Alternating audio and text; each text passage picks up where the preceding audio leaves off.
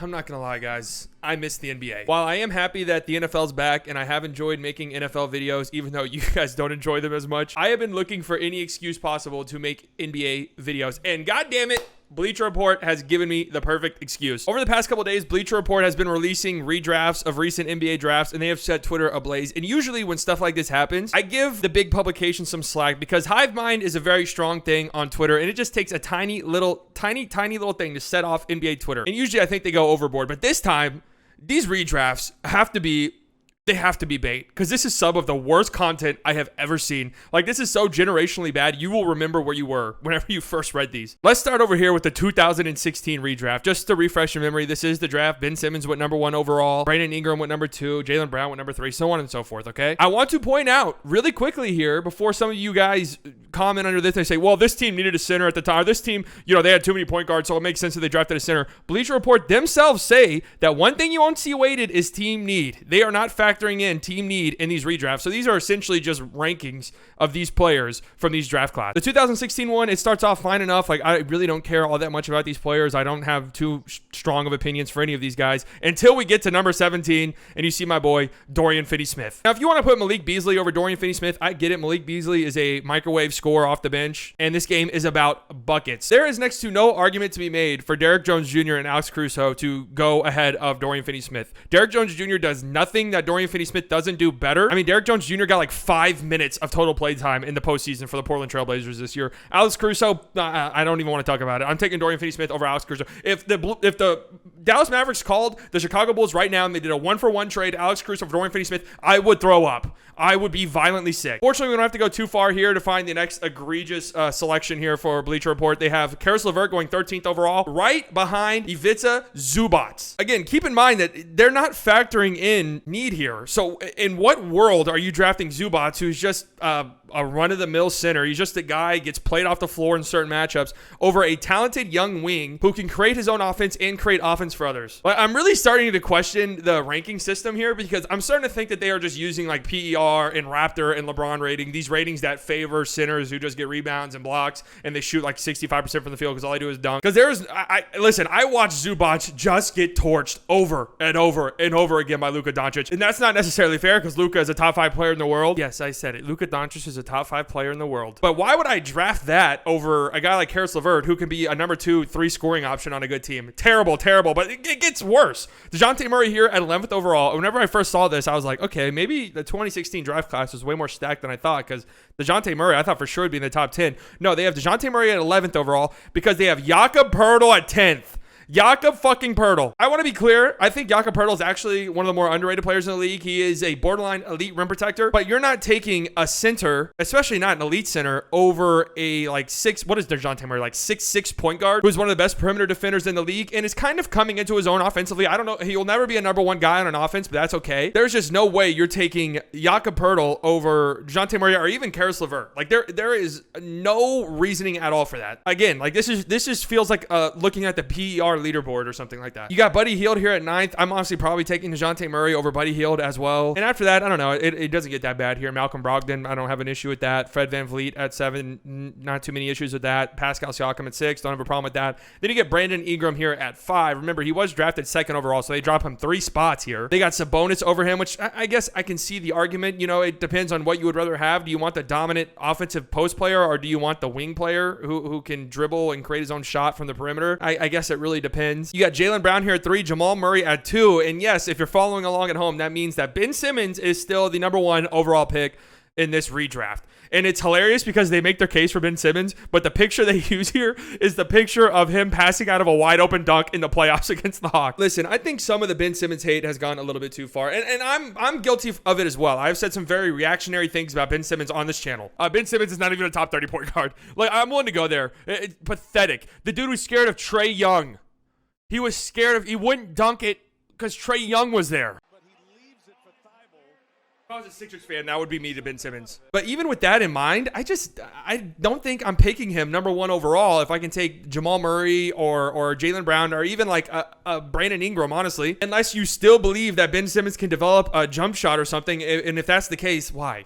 Why are you doing this? Please seek immediate help. I feel like I can't shit on Bleacher Report without having a redraft of my own. So here's my top 10 from 2016. I'm honestly drafting Jaylen Brown first overall. It's back and forth between him and Jamal Murray. I'm just taking the wing player who is a better defender and has really come into his own as an offensive player. Obviously, we know who Jamal Murray is, right? He's liable to go off for 50, 60 points at any given time. Those two are really close. I'm going with Ben here at 3. He's still one of the best defenders in the entire NBA. And honestly, I've been saying this. Fuck developing a jump shot. If you get Ben Simmons into a gym and teach him how to become a small ball 5, I think you will really maximize his potential. I got Brandon Ingram here at 4. Again, I kind of value the offense from the wing spot more than like Domantas Sabonis from the low post. I got Pascal above Sabonis, actually. I think Siakam is honestly a little overhated at this point. He had a good season, a good defender. It's really neck and neck between him and Sabonis. I got Freddie here at 7. I love me some Van Vliet. Brogdon at 8. Dejante here at 9. And Karis LeVert here at 10. You see, I don't have any of the centers in the top 10 because it's not like Pirtle and Zubac are even elite guys. They're just run-of-the-mill centers. Let's go to the 2017 redraft. At 19, you have Dillon Brooks. And immediately I'm thinking, wow, I'm shocked Dillon Brooks isn't at least a top 15 pick. But let's go ahead and scroll over who is above Dillon Brooks. Markelle Fultz, absolutely not. I'm taking Dillon Brooks over Markelle Fultz. Chris Boucher, no, I'm taking Dillon Brooks.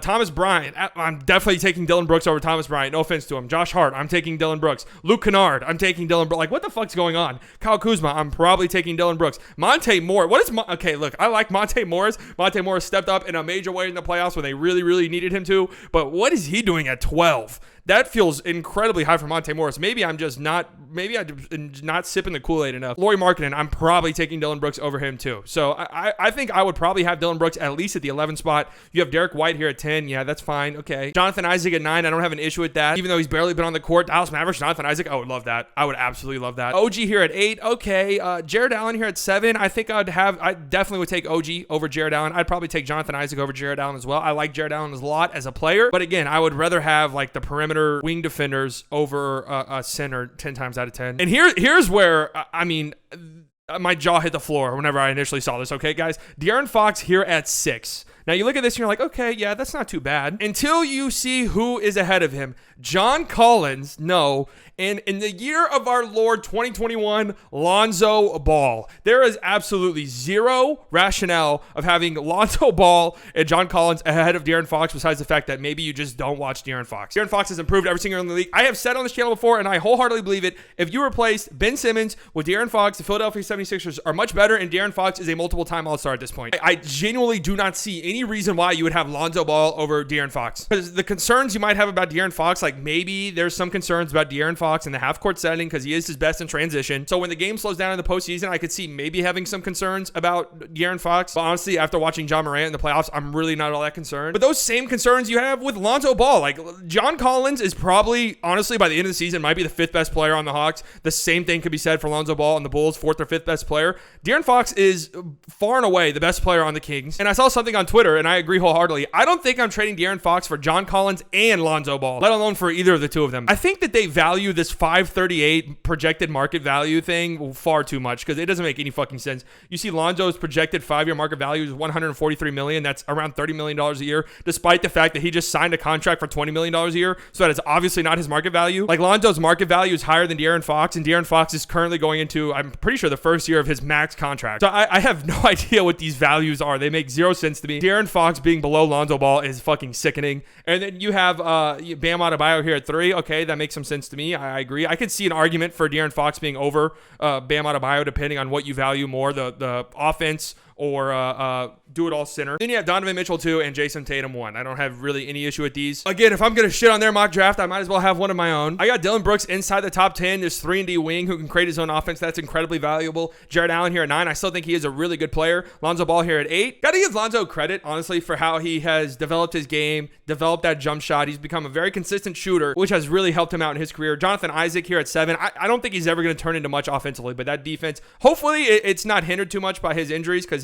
he has been bit by the injury bug badly over the past couple of years, but I'm still a big believer in his defensive potential. And then you have I have John Collins at 6 and OG at 5. I'm a gigantic believer in OG, okay, guys? I think he has legitimate all-NBA potential. Maybe I'm a little bit crazy in thinking that, but I just watch him, and it just feels like he might be an all-NBA player at some point. I got Bam at 4 and De'Aaron Fox at 3. Again, like, this is interchangeable to me. I feel like I would just rather have that offensive creator, that number one player on an offense over Bam, even though I love Bam too. This one is neck and neck, honestly. You could go either way, I feel like. And then Donovan Mitchell 2, Jason Tatum 1. Again, that one's neck and neck too. I can honestly see an argument for Donovan Mitchell over Tatum, even though I'll go with the potential of Tatum over Donovan Mitchell. And then we have the 2018 redraft. And honestly, in my head, it feels impossible to fuck up the 2018 redraft. I have a top 5 that I feel if you don't have it, you don't know what the fuck you're talking about. All of these other rankings are like super subjective and stuff like that. But again, I feel like there is a top 5 for the 2018 redraft that you have to have. And does Bleacher Report have that? I'm not going to spoil it, but no, they don't. Straight off the rip, I am taken aback by Gary Trent Jr.'s placing here all the way down at 27. I'm thinking, okay, this is a pretty stacked draft class, so Gary Trent Jr. here makes some sense, I guess. But he's right below Mo Bamba. What is the possible reasoning for this? Like, is this an Orlando Magic fan or something? Or did Mo Bamba's cousin write this? I see zero reasoning for having Gary Trent Jr. below Mo Bamba. Like, what possibly could be the reason? Again, I feel like this is just valuing like PER and like Raptor ratings, which is always going to favor sinners. And even then, our advanced stats even that kind of Mo Bamba? Like, he's just not a very good player at this stage in his NBA career. So having him above Gary Trent Jr. and Gary Trent Jr. all the way to 27 is baffling. In fact, let's stop whenever I find a player that I think is legitimately better than Gary Trent Jr. Okay? Grayson Allen, no. Bruce Brown, no. Jared Vanderbilt, no. Love his defense, though. Marvin Bagley, no. Not at this stage in his career. Kendrick Nunn, no. Javon Carter. What's Javon Carter doing here at 20? Like, Javon Carter is just strictly a backup point guard.